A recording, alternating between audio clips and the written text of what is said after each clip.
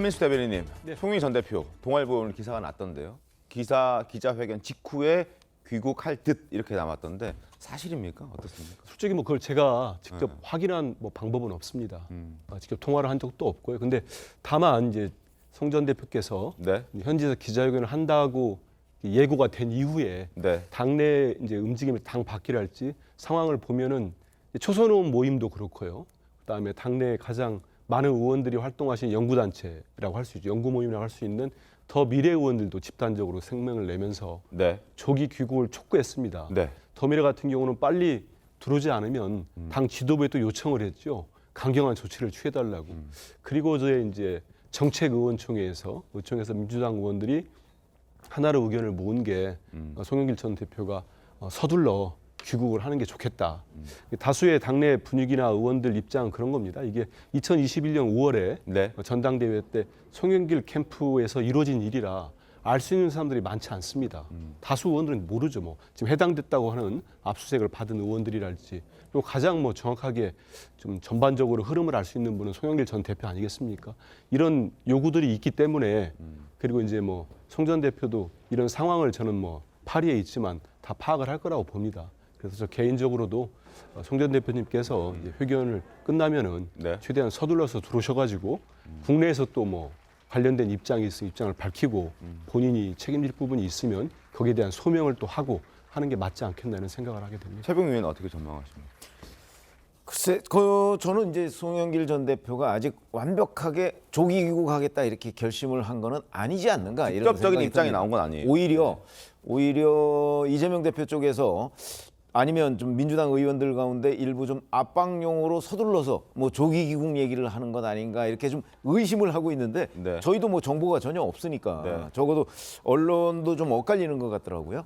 그러면 어느 것이 조기 귀국이냐? 예를 들어서 내일 우리 시간으로 내일 밤 11시 아닙니까? 네. 그러면 회견하고서 뭐 모레라도 우리 시간으로 모레라도 바로 들어오면 조기 귀국이라고 할 수 있는데 그 이제 뭐 프랑스 파리에 뭐 본인이 그동안에 여러 가지 일정 잡아놓은 것도 있고 할 테니까 그런 것들을 좀 정리하고 난 뒤에 뭐 가급적 빨리 들어오겠다 그러면 그게 조기 귀국이냐 뭐냐 이제 이런 논란이 있을 수 있거든요. 그런 점에서 본다면 아직 최종 결심 단계에 간 거는 아니고 오히려 조금 민주당에서 약간의 압박용으로 얘기를 하고 있는 것 아닌가 쪽에 저는 더 무게를 두고 있습니다. 알겠습니다. 아마 들어오긴 들어올 텐데 들어오겠죠. 조기냐 7월 달에 아니냐 뭐 이런 정도의 차이가 아닐까 싶습니다. 알겠습니다. 7월에 일단 들어오는 걸로 예정이 되어 있는데 이 일이 터지고 난 다음에 빨리 들어와라라는 요구가 빗발치고 있고 그래서 송 전 대표도 프랑스 파리에서 고민을 하고 있는 것 같다. 그리고 기류는 조금 달라지는 것 같다. 이런 목소리들이 이제 나오고 있습니다. 비판의 목소리들이 많기 때문에 송 전 대표도 고민이 많고 심적으로 조금 흔들리는 것 같다는 생각도 드는데 민주당 내에서 나오고 있는 비판의 목소리 한번 들어보겠습니다. 송영길 전 당대표가 즉각 귀국해서 의혹을 낱낱이 분명히 실체를 밝혀야 한다는 데 의견을 모았습니다. 프랑스에 있는 송영길 대표도 충분히 감안해서 행동을 취해 주실 것으로 기대하겠습니다. 이걸 계기로 내 사건을 계기로 예. 우리 정치 발전에 예. 한 모멘텀이 됐으면 좋겠다. 그러니까 좀 구질구질하게 예. 안 했으면 좋겠다 이런 생각이에요. 정계은퇴 선언까지 해야 된다고 보세요? 당연하죠. 그거야. 어떻게 이래놓고 뭘 더 미련을 가진들 가능하겠어요. 그게. 너무 상식에 반하지 않습니까? 예. 당대표까지 여기만 보느라고 이 사건이 터졌다면 본인이 돌아서 자기 얘기를 해야 될 것이고 예. 해명이든 고백이든 또는 뭐 또 반론이든 해야 될 것이고 근데 지금 안 들어오고 하는 것은 뭐 캥겨서 그런 거 아닌가 이런 의심도 듭니다. 자 그리고 윤희석 대변인님 일단 민주당에서는 들어오는 건 당연하고 기자회견도 하지 말고 들어왔으면 좋겠다 이런 얘기를 하더라고요. 뭐 때문에 기자회견까지 하지 말라는 걸까요? 참 상식에 반하는 얘기인데요. 들어오는 건 들어오는 건데 기자회견을 하지 말라. 그 얘기는 송영길 대표가 들어오면서 기자회견을 할 때 네. 예를 들어 당과 민주당 지도부와 상의되지 않은 말을 덜컥 할까 봐 그게 아마 걱정이 될 거예요. 그렇게 되면 지금 민주당 입장에서는 사건의 시체를 잘 모르고 있는 상태에서 네. 이것이 정치 탄압성 수사라느니 뭐 지금 확인된 바가 없다는 이런 식으로 전략을 짜고 있지 않습니까? 일부는 인정하면서도 네. 그런데 그것과 다르게 더 뭐 큰 건을 송영길 대표가 얘기한다든지 이 전략과 어긋나는 어떤 사실관계를 발언한다든지 이럴 경우에는 전체적인 전략이 무너지기 때문에 아마 네. 그 점을 우려한 그런 얘기가 아닌가 이렇게 생각합니다. 알겠습니다. 무슨 얘기가 나올지 저도 궁금해지는데 밤 11시입니다. 기자회견 예고했으니까 그 기자회견을 아마 하고 들어오더라도 들어오지 않을까라는 생각이 드는데 자, 그동안 송영길 전 대표는 돈봉투 의혹 자체를 몰랐다라고 한 만큼 기자회견에서도 어떤 얘기가 나올지 사실 크게 새로운 내용이 나올지도 좀 의문이 들긴 하는데 아마 전반적으로는 이런 의혹들을 부인하는 방향으로 얘기를 하지 않을까 싶습니다. 그러나 저희도 어제 말씀을 드렸듯이 이정건 전 사무부총장과의 녹음 파일에 송영길 전 대표가 관여됐음을 저희가 추론해보고 짐작해볼 수 있는 내용들이 일찌감치 드러났기 때문에 어떤 내용인지 한번 더 기다려지는 기자회견인 것 같습니다. 자, 관련 녹취 한번 들어보고 이야기 이어가겠습니다. 아니 그렇게 하지 마. 왜? 오빠가 그렇게 받아서 한다니까. 나한테 줘. 그냥 동대 바로 같이 했겠는데. 들어온 걸 대략적으로 저 송한테는 한번 살짝 얘기해 줘야지. 아니 그 조금 모아지면 얘기하지. 야 100만 원 들었다고 얘기하면 그렇잖아. 아니, 내가 그 얘기도 했어. 송만이 형이 좀 연결해줘서 그거 좀 나눠줬다. 그렇게 얘기를 했어 내가. 누구한테? 영길이 형한테. 내가 그때 아 잘했네 잘했어 막 그러더라고.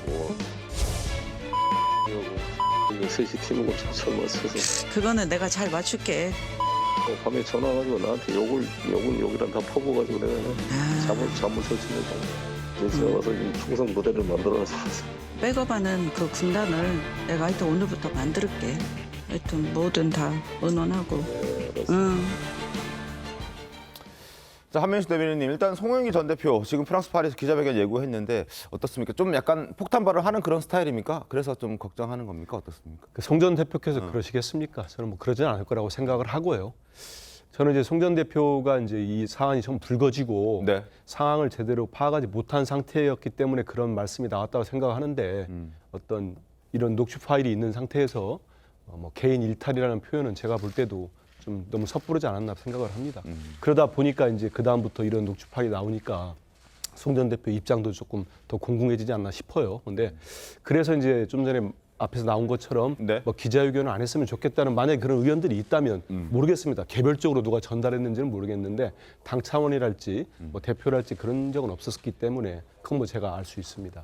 때문에 그런 부분은 왜냐하면 본인도 기억에 한 2년 되지 않았습니까? 네. 2년 넘은 사안에 대해서 기억에 의존해서 말씀을 하실 때는 또 하고 난 다음에 지금 검찰이 갖고 있다는 녹취 파일이 어떤 게 있는지 아무도 모르지 않습니까? 어떤 맥락에서 녹음이 됐는지도 모르는 거고 자동 녹음이 됐다고 하니까 그 전체 상황을 파악하지 못한 상태에서 무슨 말씀을 하실 때 또 그게 바로 이제 이어가지고 보도나 이런 걸 통해 가지고 뭐 맥락이 다르달지 상황이 다르달지 이렇게 되면은 더 좀 이렇게 신뢰성이 떨어질 수 있는 상황도 있기 때문에 그보다는 전체적인 파악을 하신 다음에 얘기하는 게 좋지 않겠나 이런 생각을 한 거고요. 네. 저는 뭐 송 전 대표가 내일 밤이 되겠죠. 예정대로 한다면 파리에서 회견을 하면은 그보다는 본인이 있었을 때 벌어진 일, 또 우리 국민들께 지금 실망을 드린 부분은 분명히 있지 않겠습니까? 거기에 대한 사과 말씀이 있고 뭐 해명하거나 진솔하게 설명하는 자리가 되지 않을까 생각하고 있습니다. 알겠습니다. 자, 구자룡 변호사님, 그렇다면 이제 귀국하게 되면 뭐 언젠간 귀국하지 않겠습니까? 마냥 프랑스 파리에 머물 수도 없을 테고 바로 소환해서 조사를 합니까? 검찰에서는 어떻게 됩니까? 사실 이제 언제 들어오실지하고 연동된 문제라고 볼 수 있거든요. 사실 네. 제가 보기에는 내일 입장 발표하고서 뭐 하루 이틀 만에 들어오실 것 같지는 않아요. 만약에 하루 이틀 만에 들어올 것 같으면 지금도 인터뷰 하고 계시잖아요. 네. 제가 며칠 날 뭐 월요일에 들어가겠습니다. 이 정도 해놓으면 되거든요. 근데 굳이 입장 발표하시는 거는 제가 여기서의 일정도 있고 신변 정리해야 되니까 뭐 한 2주 정도 안에 들어가겠습니다. 뭐 요 정도 하시려고 그러는 거 아닌가 저는 그렇게 추측을 하는데 네. 거기에서 이제 어떤 발언이 더 섞여 나올지 이것도 이제 굉장히 또 관전 포인트인 게 네. 정치인들의 사건은 형사 사건보다 먼저 국민들의 비판을 먼저 이게 대응을 해야 되기 그렇죠. 때문에 네. SNS나 이렇게 입장 발표를 하시는 경우들이 있는데 그게 오히려 유죄의 증거로 쓰였던 사례들이 있어요. 그러니까 잘못 입장 발표하시면 굉장히 곤란해지고 이게 당으로 튀는 수가 있거든요.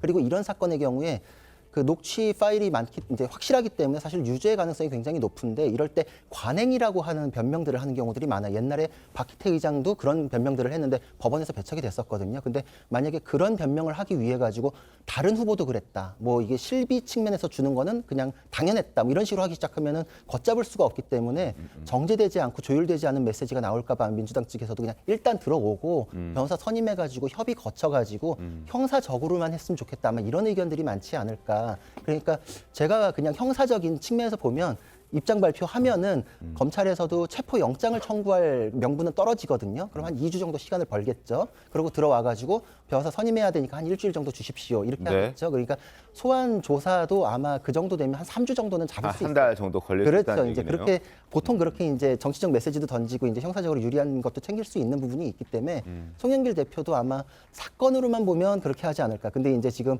정치적으로 워낙에 지금 민주당에서 오히려 이제 십자포화를 한 부분도 있으니까 그거에 대해서 또 다른 마음을 갖고 계실까. 이제 모두가 다 이제 동상이몽인데 사건만으로 봤을 때는 제가 보기엔 조금 이렇게 시간을 가지면서 들어오고 그렇게 될 경우에는 송영길 대표 들어오더라도 검찰 소환까지는 조금 시간이 걸리지 않을까 이렇게 생각이 됩니다. 알겠습니다. 상황을 좀 보겠습니다. 그리고 이재명 대표가 직접 송영길 전 대표에게 전화를 했고 30분간 통화를 했다. 그리고 최고위원회의에서 조기 귀국할 것을 요청했다라는 발언을 했습니다.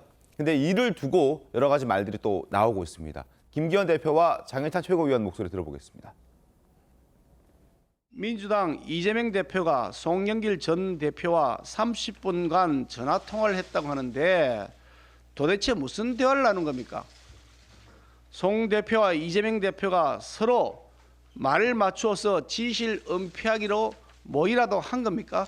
무슨 말을 나누었는지 도대체 송 전 대표는 언제 귀국한다는 건지 어떤 거래나 흥정이 있었던 것은 아닌지 여부에 대해서 즉각 해명해야 할 것입니다.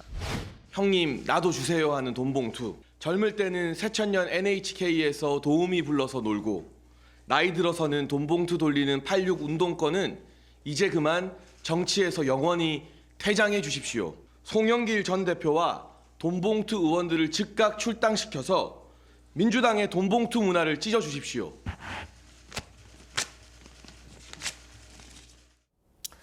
윤석 대변인님, 김기현 당대표는 일단 뭔가 근거를 갖고 얘기하는 것 같아 보이진 않습니다만 어쨌든 의심을 하고 있다 이렇게 의혹 제기를 하는 거겠죠? 그런 차원인 거죠 지금. 저희 입장에서는 그런 얘기 할 수 있습니다. 그 두 분의 대화 내용이 전혀 공개된 건 없어요. 그냥 뭐 귀국을 요청했다 정도인데 30분 정도 통화를 했다는 얘기면 30분. 그렇죠. 그렇다면은 두 분이 무슨 얘기를 했을까? 결국은 이것이 미칠 정치적인 파장에 대해서 상의를 했을 거고 그렇다면 어떤 대책을 세울까에 대해서 같이 얘기할 수밖에 없는 상황 아니겠습니까? 근데 약간 그 두 전현직 민주당 대표 간의 상황이 좀 다르죠. 이재명 대표 입장에서는 좀 거리를 두고 싶어 하면서 이걸 처리하고 싶을 거고 송 전 대표 입장에서는 당에서 좀 도와주기를 원할 거고 아마 그런 차원에서 그러면 합의점이 어디로 나올 거냐. 저희 입장에서는 진실을 다 밝힐 이유가 민주당에 없다고 보기 때문에 저는 의혹 제기 가능하다고 생각합니다. 최고위원 어떻습니까? 글쎄 저 의혹에 무슨 근거가 있을까요? 저는 뭐 근거가 없다고 보고 근거라고 한다면 30분간 통화했다는 거 외에는 없을 거예요. 그런데 30분이라는 걸 한번 잘 생각해 보시죠. 저거는 돈봉투 의혹이 불거진 직후예요. 맞습니다. 그렇죠. 이제 일부 뭐 종편에서 그 이런저런 녹음 파일이 그 공개되는 아주 초창기예요. 공개되기 직전이나 뭐 이 정도가 됐기 때문에 이재명 대표도 정확한 걸 몰랐을 거예요. 이 전모가 어떻게 되는지 그냥 그 일부에서 언론 보도만 보고 그래서 아마 이재명 대표는 이런 문제의 심각성 정도를 얘기했을 거고 송영길 전 대표가 아마 어떤 식으로도 설명을 했을 거예요. 그러면 30분이라는 시간 동안에 대책까지 서로 짰다? 일반적으로 그렇게 보기에는 저는 조금 무리라고 봐요. 만약에 이게 들어와서 앞으로 검찰 수사가 어떻게 진행이 되고 그랬을 때 우리가 어떻게 그 대응을 하자는 것까지 얘기하기에는 30분이라는 시간은 좀 짧은 것으로 보여요. 더군다나 의견이 일치하지 않은 느낌이 있잖아요. 조기 귀국을 요청했는데 송영길 전 대표는 그 직후에 언론 보도를 보면 거부했다고 돼 있거든요. 그러면은 결국 30분이라는 시간 동안 이재명 대표는 이재명 대표의 얘기를 했고 송영길 전 대표는 송영길 전 대표 본인의 입장을 얘기하다 보면 30분이라는 시간은 흘러가지 않을까라는 차원에서 본다면 거기서 뭐 둘이 짜고 대책까지 앞으로 시나리오까지 다 그 입을 맞췄다 이렇게 얘기하기에는 좀 무리다. 좀 그렇게 봅니다. 구체적인 시나리오까지는 말하기 어려울 수 있었지만 어쨌든 뭐 대략적인 뭐 계획 같은 건 얘기했을 수 있는 시간이 되지 않았을까라는 생각도 드는데 민주당에서는 30분 통화 내용에 대해서 좀 들으신 바 있습니까? 저도 보도를 보고 대표가 통화를 했다는 걸 알고 있었습니다. 네. 하지만 그 시간이 30분인지 진짜로 20분인지 15분인지 누가 알 수 있겠습니까? 이제 보도가 30분 나왔는데요. 누군가 뭐 대략적으로 얘기를 했으니까 보도를 했겠죠. 기사 썼을 텐데 저는 이런 생각은 좀 해봅니다. 저는 최 의원님께서 잘 말씀해 주셨다고 생각하는데 왜냐하면 제가 알기로도 당대표도 거의 뭐 통화한 적 없었을 겁니다. 왜냐하면 송영길 전 대표가 또 해외로 나갔기 때문에 정말 간만에 통화했으면 안부도 물었을 테고 뭐 이게 뭐냐 내용을 모르지 않습니까? 이재명 대표 같은 경우는 전혀 모르기 때문에 물어봤을 테고 거기에 대해서 송 전 대표가 또 입장을 설명을 했을 겁니다. 하다 보면은 뭐 30분이 20분인지 몰라도 시간이 갔을 텐데 저는 여당에서죠. 국민의힘에서 이런 문제 제기는 할 수는 있다고 봐요. 왜냐하면 이게 뭐냐 정치 공세니까요. 하지만 그런 생각은 듭니다. 전현직 대표가 제일 야당의 당대표가 이런 엄중한 사안이 생겼고 국민들께 이 통화 이후에 대국민 사과까지 하는데 그거를 놓고 진실을 은폐하기 위해서 말맞추기를 했다. 이런 의혹을 제기하면은 분명히 국민의힘 지지층에서 한 30% 정도 되는 그분들 사이에서는 그래 이랬을 수도 있어요. 하지만 정말 합리적 보수를 할지 중도층에 계시는 분들이 이걸 공감하겠습니까? 공감을 하면 지금처럼 대통령과 여당 지지율이 떨어지겠습니까? 그래서 할 수는 있겠지만 네. 자주 해봤자 크게 효과 못 볼 거다는 생각이 듭니다. 알겠습니다. 자, 그리고 윤석열 대통령 그제 4.19 혁명 기념식에서 자유와 민주주의가 사기꾼에게 농락당해서는 안 된다는 발언을 해서 또 민주당을 겨냥한 것 아니냐는 해석을 나왔습니다. 이재명 대표가 어제 윤 대통령의 발언에 대해서 정면으로 응수했는데요. 윤 대통령과 이재명 대표의 발언 함께 들어보겠습니다. 우리가 피와 땀으로 지켜온 민주주의는 늘 위기와 도전을 받고 있습니다. 독재와 폭력과 돈에 의한 매수로 도전을 받을 수도 있습니다. 이러한 거짓과 위장에 절대 속아서는 안 됩니다. 4.19 혁명 열사가 피로써 지켜낸 자유와 민주주의가 사기꾼의 농락당해서는 절대 안 되는 것입니다. 말 한마디에 천장빚을 갚는다 이런 말이 있습니다. 대통령의 말 몇 마디로 대한민국이 또 대한민국 국민들이 수천 양의 빚을 져버린 날입니다.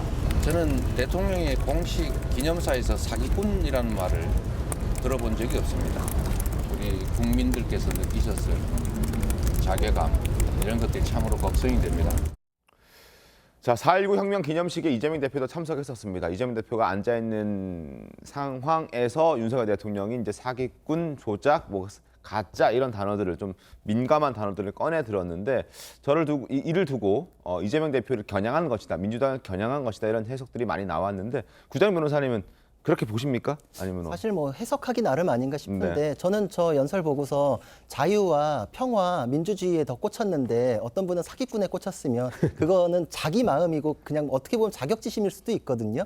자기 처한 입장에서는 뭐만 보이잖아요. 그러니까 그런 여러 가지 해석에 대해서 다시 또 문제 삼는 게 자기에게도 별로 불리할 것 같아서 이재명 대표가 저 말을 놓고서 얘기하시는 게 본인의 처지만 한 번 더 상기시키는 거 아닌가. 저는 사실 연설 자체는 누구에게나 다 이렇게 통용될 수 있는 내용을 하셨다 이렇게 생각이 되기 때문에 뭐 해석은 다 각자의 몫인 것 같습니다. 알겠습니다.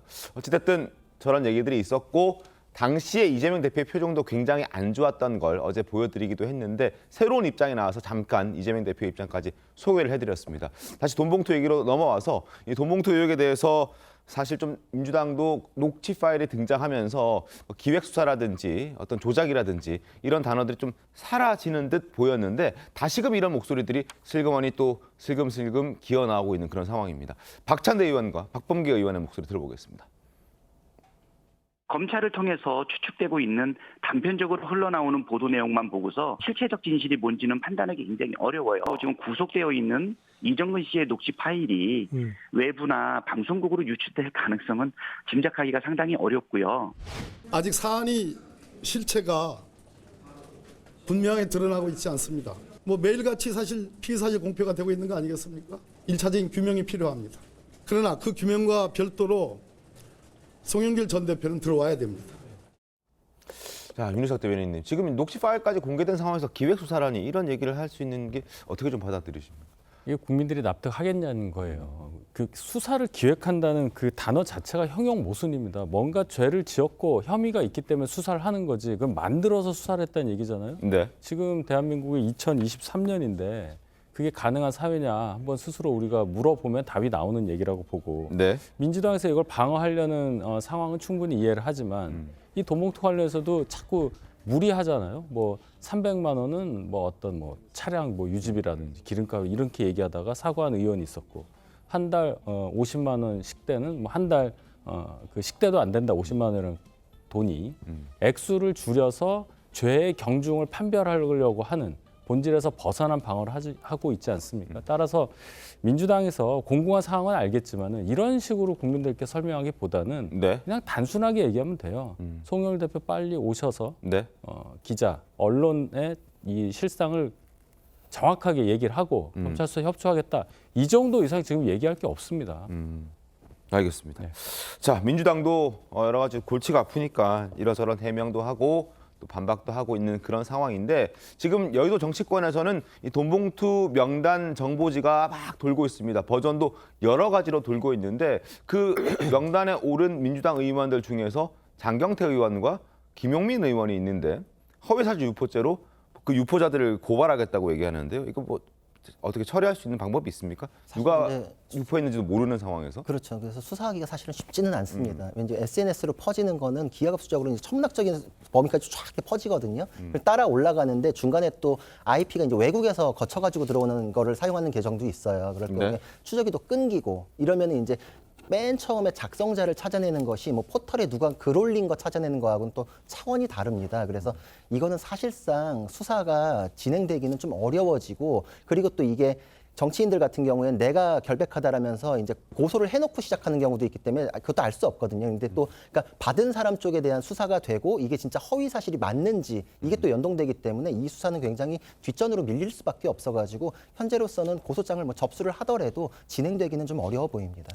최병우 의원님, 고발하게 되면 오히려 더 그걸 자신의 이름을 알리게 되는 그런 역효과가 있는 거 아니에요? 그거는 이제 본인이 안 받았다고 하면서 고발을 하게 되는 거니까. 네. 뭐 그거는 뭐 지금 말씀하셨듯이 오히려 뭐 고백 아니냐 이렇게 생각하는 사람은 많지는 않을 텐데 이게 유사한 사례가 있었습니다. 노무현 정부 때 당시 이해찬 국무총리가 이 사설 정보지에 관해서 일제 이제 단속을 하겠다 이러면서 뭐 그 수사를 해라 이렇게 압박을 넣은 적이 있거든요. 네. 그 후에 아마 기사 찾아보시면 그 수사 결과 안 나왔습니다. 그럴 정도로 이 사설 정보지라는 거에 이 유통 경로가 은밀하고요. 네. 그다음에 설령 뭐 그걸 누구 처음에 만든 사람을 잡는다고 할지라도 이게 좀 애매해요. 그래서 하여튼 그때 국무총리가 지시를 했는데 당시에 이해찬 총리는 실세 총리라고 알려져 있습니다. 그렇게 지시하고 수사기관이 달려들었는데도 결과물이 없었다 하는 걸 보면 이것도 그 아마 장경태 의원하고 김용민 의원이 뭐 이렇게 고발했다 이렇게 얘기를 하지만 그러나 실질적으로 이 수사 결과는 아마 나오기가 힘든 것 아닌가 과거 예를 보면 이렇게 생각합니다. 알겠습니다. 자, 그리고 돈봉투 의혹에 녹음 파일에 등장하는 의원이 윤관석 의원만 있는 게 아니죠. 이성만 의원도 등장을 합니다. 일부 자금을 조달했다는 의혹이 제기가 됐습니다. 이성만 의원이 돈봉투 의혹 관련해서 사실 사실무근이라는 입장을 밝히고 있긴 한데 목소리 한번 들어보고 이야기를 좀 이어가겠습니다. 지난번에 얘기했던 거는 일단 저기 박도하고 다 얘기를 했어. 그냥 내가 받아서 내가 좀 줄 거야. 아니 그렇게 하지 마. 왜? 오빠가 받아서 나한테 줘. 그냥 송이 때 바로 같이 얘기했는데. 입장문으로 다 밝혔고 뭐 사실은 무근이기 때문에 이 문제는 다퉈서 나갈 겁니다. 자, 지금 검찰이 판단하고 있는 돈의 규모는 9,400만 원 정도입니다. 1억 원이 조금 몸이 안 되는 그런 규모가 지금 전당대회에 살포됐다 이렇게 검찰은 판단하고 있는데 그중에 강래구 씨가 8천만 원 정도를 마련했고 그리고 조택상 전 인천시 부시장이 1,000만 원 정도를 마련했다. 이렇게 알려져 있는데 이 1,000만 원이 조택상 전 인천 부시장이 아니라 이성만 의원이 마련했을 수도 있다라는 그런 의혹이 제기가 된 겁니다. 그래서 검찰이 지금 이런 것들을 들여다보고 있는 그런 상황인데 이런 내용은 전직 의원이 공개를 했습니다. 민주당 출신의 전직 의원이 이렇게 밝혔는데요. 이성만은 지금 사실관계를 검찰에서 답할 것이다라고 얘기하고 있지만 전 의원은 이정근이 닥달을 해서 어쩔 수 없이 이성만도 1,000만 원을 만들어서 돈을 조달했다 이런 얘기들이 이제 공개가 된 겁니다. 이게 맞는지 아닌지는 좀 조사를 해보고 수사를 해봐야 되겠지만 일단 이성만 의원 입장에서는 좀 난처해진 상황인 것 같아요. 그렇죠. 뭐 아마 저게 이성만 의원이 한 전직 의원한테 얘기를 했다는 식으로 지금 전직 의원이 밝히는 것 같아요. 근데 이제 저기에서 보면 이 조택상 씨가 조달했다는 1,000만 원과 이성만 의원이 줬다는 1,000만 원이 같은 거다라는 개념으로 저 전직 의원은 얘기하는데 사실은 다른 것일 수도 있거든요. 그럴 수도 왜 그러냐면 이정근 전 부총장의 녹음 파일을 보면 그 캠프 내에 살림을 이정근 전 부총장이 맡았던 것으로 보여요. 자기가 뭐 팀을 만들어서 뭐 이런 식의 얘기가 있고 그 돈을 뭐 나한테 줘 아까 그런 것도 있잖아요. 그렇습니다. 그건 이제 캠프 살림을 맡았다는 거죠. 거기다가 더군다나 밥값도 없다 뭐 이런 표현도 많이 등장을 해요. 그런 거 보면 아마 이정근 전 부총장이 그 뭐 송영길 전 대표 쪽 뭐 이런 사람들한테 쭉 해서 이른바 스폰서라는 표현도 나오기 때문에 그렇습니다. 그런 사람들한테 다 손을 벌려서 조금씩 모아서 뭐 그거로 이제 밥값도 하고 아니면 뭐 그야말로 돈 봉투도 나눠주고 물론 현역 의원에 대한 돈 봉투는 그 윤관석 의원이 나눠줬지만 그 뭐 다른 거는 강래구 씨나 이정근 전 부총장이 개입돼 있다는 게 이제 녹음 파일의 내용이잖아요. 그렇습니다. 그렇게 보면 저 1,000만 원이 그 조택상 전 부시장이 조달했다는 1,000만 원과 같은 것일 수도 있고 다른 것일 수도 있다. 저는 그렇게 봅니다. 만약 아니라면 규모는 더 커질 수 있는 것이고. 커지고 있고 거기에다가 송영길 전 대표가 직접 줬다는 의혹이 또 있잖아요. 그렇습니다. 그 녹음 파일에 보면 그거는 또 이 9,400만 원하고 별개의 것으로 저는 판단합니다. 알겠습니다. 자, 그리고 이정근 전 사무부총장 어제 전해드린 녹취 파일 속에서 강래구 씨로부터 돈을 받아내는 기술을 전수받아서 스폰서로 지목된 사업가 김 씨에게 돈을 요구하는 정황도 녹음 파일에 드러나 있습니다. 그 내용을 먼저 한번 들어보시고 스폰서의 입장도 저희가 설명을 좀 드리겠습니다. 월요일 날 오면 밥값이 없다. 현찰로 좀 마련해줘라. 얘기해 놓으십시오. 얼마? 그러면은 1,000만 원 이렇게 얘기해야 돼. 그러면 얘는 100만 원을 생각하고 있다. 1,000만 원을 두드려 맞기 때문에 500을 갖고 옵니다. 아시겠죠? 진짜 완전 엑기스 전수해주네요. 오늘부터 출근했다. 아 그랬어요? 정무팀에 내가. 야 전화해볼게요. 있나? 촐랑거리고 또 여기저기 얘기하지 말고. 나한테 얘기도 안 하던데. 또 아마 그 전화를 받으면 너한테 아빠한테 먼저 하겠지. 그러니까 네가 또 제발 그 촐랑거리지 말고 가만히 있어. 자, 스폰서 김 씨가 돈을 댔고 그 돈에 대한 대가로 김 씨의 딸이 이재명 당시 대선 후보의 캠프에 정무팀에 들어가서 일을 했다. 그 얘기를 지금 윤관석 의원과 이정근 전 사무부총장이 대화하는 녹음 파일까지 저희가 보여드렸는데 그런데 저희가 TV조선이 스폰서로 지목된 김 씨와 어제 통화를 해봤습니다. 그런데 전혀 다른 소리를 하고 있었습니다. 김 씨의 목소리 들어보시죠. 이정근이 저한테 수시로 돈 요구를 합니다. 돈 좀 달라고. 일단 거절하는 방법이 뭔지 알아요? 내가 왜 너한테 하냐. 내가 하게 되면 총리한테 직접 하지. 이렇게 거절을 해요.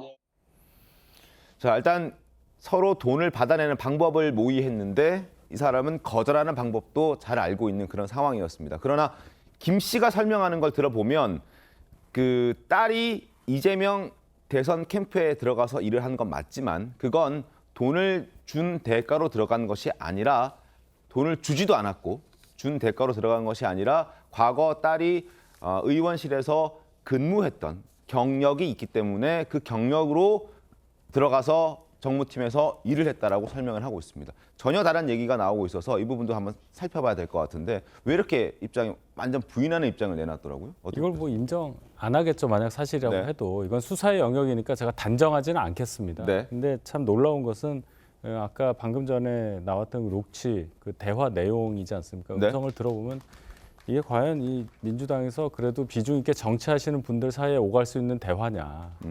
뭐 1,000만 원을 먼저 요구하면 뭐 어떻게 하고 네네. 이게 거의 그냥 갈취 노하우예요.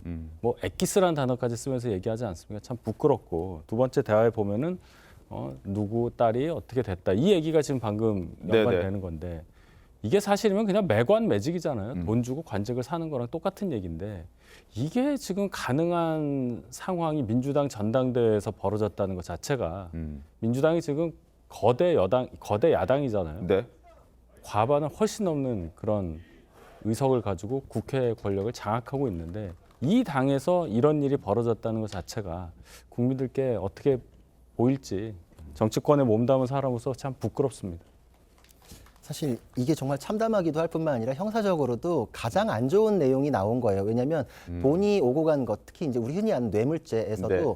가장 나쁘게 보는 게 공무원이 요구해서 받은 거거든요. 정말 조금도 깎이지 않아요. 근데 이거 돈 받았는데 이건 거의 요구 수준을 넘어서 갈취잖아요. 그러니까 정말 선처받을 포인트가 전혀 없고 네. 그리고 이 정도 내용이 나왔으면 사실 그 사업가도 더 버티기는 쉽지 않아요. 왜냐하면 의원실에서 일했던 경력 가지고서 갔다라고 하면은 이 의원과 사무부총장 사이에서 그 사람 뭐 이력서 줘봐 촐랑거리고 다니지 말고 이렇게 입단속 시켜가면서 할 대화 자체가 있을 수가 없겠죠. 그러니까 다른 루트라는 걸 생각하기가 어렵고 오히려 의원실 전에 경력이 있다라고 하면은 그 자체도 어떻게 들어갔는지까지 수사 대상에 올라가는 수가 있어요. 그러니까 이 사업가가 더 버티기는 쉽지 않을 거예요. 왜냐하면은 그 사업체 그럼 자금 흐름까지 같이 보게 되거든요. 그러니까 지금 여기서 차라리 인정하고 이 범위에서 책임을 지는 것이 나을 수 있다 이런 판단을 하게 마련이라 가지고 녹취록이 있는 거에 대해서는 사실 흔들려고 시도를 하더라도 법원에서 그게 부정되는 경우는 거의 없습니다. 그러니까 어려울 것이라 가지고 이거에 대해서는 왜 이거에 대해서 돈을 송영길 캠프에 줬는데 이재명 대표의 캠프에 들어가니 딴 데로 들어간 거잖아요. 이 왜 그렇게 연결됐는지까지 하면은 얘기가 더 많이 나올 수도 있다. 이거 사업가 입장에서는 버텨서 될 일이 아니다. 이렇게 말씀드리겠습니다. 일단은 대선 때나 이거 얘기를 하니까 이 사건과 좀 다르더라도 좀 설명을 하면 뭐 여야 모두 뭐 대선을 같이 치렀으니까요. 네. 경선 때부터 하고 뭐 건진법사 네트워크 무슨 본부입니까? 일할 때 뭐라고 해명했냐면 서로 무보수로 와서 도와주겠다는 사람들 다 받지 않느냐 했습니다. 네. 저는 뭐 그 해명에도 할 수 있었다고 봐요. 아, 그 해명도 여기에 적용시킬 수 있다. 아니 적용보다도 아마 네. 그때 당시 국민의힘 해명도 이런 게 있었는데 그러니까 지금 이거를 연결시켜서 마치 그 대가 때문에 이재명 캠프에 무슨 정무팀이 무슨 팀인지도 모르겠어요. 대선 때 보면 정무팀에서 우리 문대원님 했다고 계시지만은 여러 조직들이 너무 많기 때문에 누가 와서 일하고 있는지 모릅니다. 아마 되게 좀 젊은 분 같은데 네. 그리고 저도 일할 때도 그렇고 그 아시지만 앵커도 알지만 무보수입니다. 자원봉사예요. 자기 지지하는 사람 모여가지고 대통령 만들겠다 일하기 때문에 네. 저거를 지금 이 돈봉투 의혹 사건과 연결시키는 거는 너무 과하지 않나 이런 생각이 들고요. 네. 이런 녹취를 들으면 저도 참담합니다. 네. 이게 무슨 내용인지를 모르겠어요. 2021년 우리 민주당 안에서 이런 대화가 있었다는 게 도저히 이해할 수가 없고 정말 이번 일을 계기로 발본색원도 하고 분명히 바꿔나가야죠. 근데 다만 의원들이 저하고 가까운 의원들도 지금 사이버 수사대 같은 데 계속 고발을 하고 있거든요. 아마 그분들이 지라시에도 나오고 아마 녹취록에도 이렇게 언급이 되니까 아마 그런 지라시가 생산이 되는 것 같아요. 근데 이 의원들이 바로 고소고발할 때는 분명히 이름 자체가 언급되는 게 상당히 불명예고 앞으로 총선 앞두고도 큰 문제가 될 수 있습니다. 하기 때문에 그런 거 보면은 실제 이분들이 어떤 맥락으로 대화하는 것도 이제 수사기관에서 밝혀지고 명명백계 실체가 나와야 되는데 정말로 그냥 마구 거론을 한 건지 정말로 이 양쪽이 입장이 완전 다르잖아요. 실제 돈이 오가가지고 그런 의원들한테 300만 원이 간 건지 이런 것이 실체가 드러나야 되지 않겠나 이런 생각을 해봅니다. 알겠습니다. 글쎄요, 뭐 저희 대선 때 저희 캠프 얘기까지 말씀하시는 것 글쎄 이게 어떻게 적절하게 제가 대응을 해야 될지 모르겠어요. 전혀 다른 사안입니다. 본질은 지금 이 사건에 관련해서 녹취가 나왔잖아요. 아까 구자룡 변호사 말씀하셨듯이 정말로 정당하게 일을 한 거라면 그 과정에 있어서 별 문제가 없었다면 이 얘기를 하지 말라고 윤관석 의원이 얘기할 리가 없어요. 그 얘기를 하는 겁니다. 지금 저희는.